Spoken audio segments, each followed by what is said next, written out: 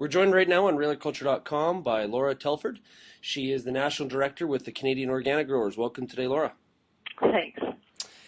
Laura, in the last couple of weeks, we did an interview with Mischa Popoff, who's written a book called "Is It Organic?" And I received a lot of positive and negative emails in regards to the interview, and so I wanted to kind of get the Canadian Organics viewpoint on the book. So, in your opinion, does the book have base in fact, based on what your understanding is, and is there warranted criticism of the Canadian Organic certification system?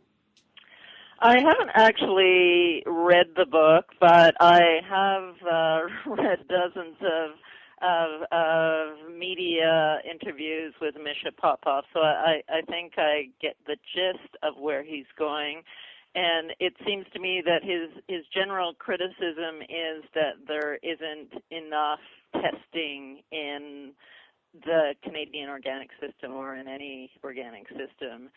From our perspective in the organic world, I think he's generally misunderstood what organics is all about. Organic is a process system in the same way that the food safety system that we have in Canada is a process system. That means that we do the best that we can to design an effective system to make sure that agriculture is done in the right way. So the way it works in Canada is we have a standard which tells producers and processors exactly what they can and can't do in organic production in Canada.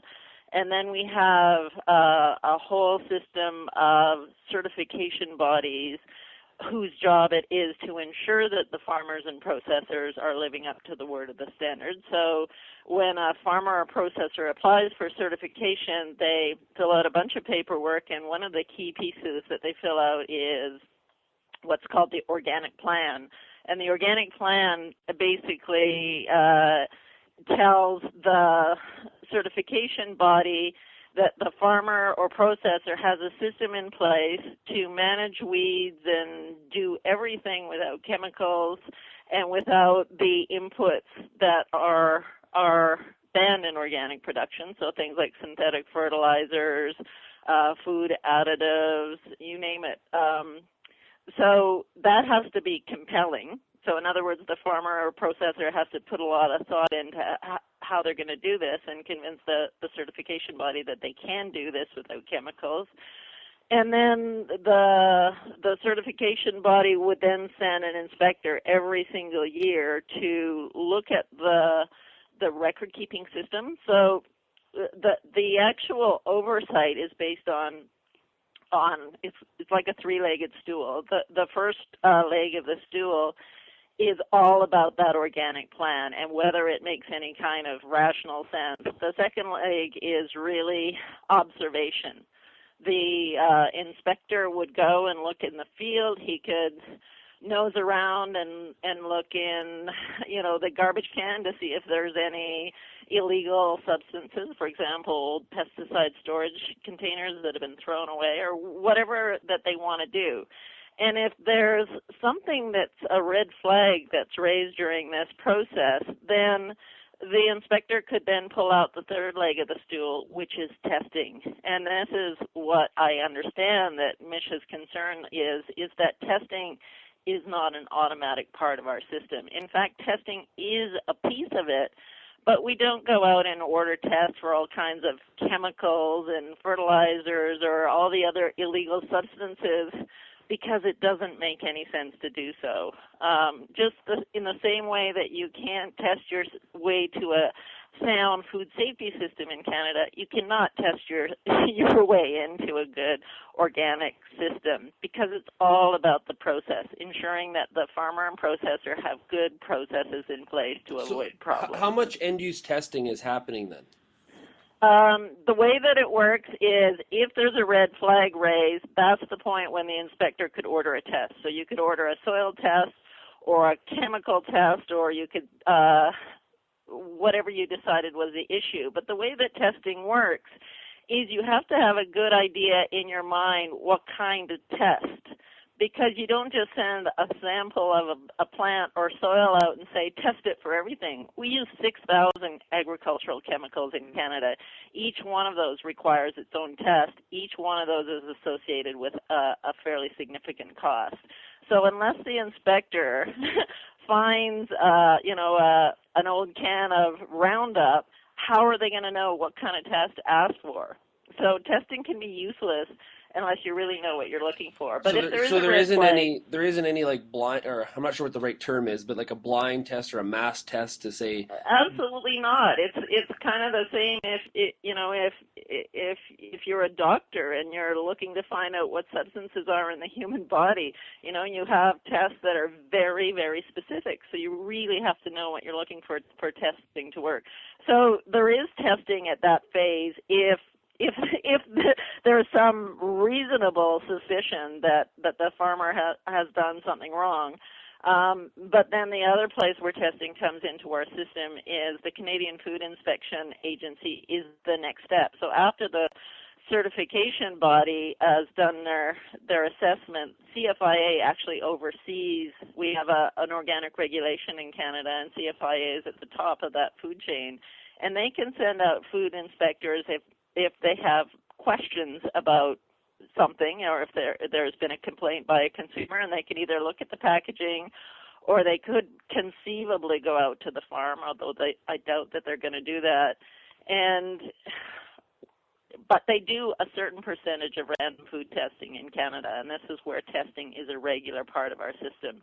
So they test X% of the food. They'll take, say, carrots from every region of the country, and we're told that they'll do a subset of organic carrots now as part of their regular testing. So what that helps you to do is figure out if there's any great failures in your system. But it absolutely doesn't make any sense to test every single thing. It would be like if you were trying to get rid of ants in your house. Is the best way to go about it to catch every single ant with an ant trap? No. The best way to figure out how to get rid of ants would be to find out what the problem is and then maybe deal with that problem. And, maybe there's a hole in your house or whatever, So Laura, is there areas that need to be improved in the certification process?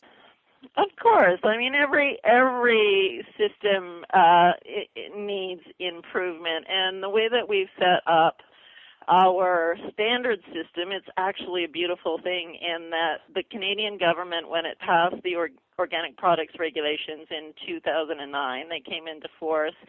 They did something which is called regulation through reference. And so that allows the organic standards to be a living document. And that means that the organic sector can change those standards through the Government of Canada constantly. And we do that almost yearly. We make changes and tweak and improve as we need to. So it's a really nice system, and there aren't very many regulations that are set up that way.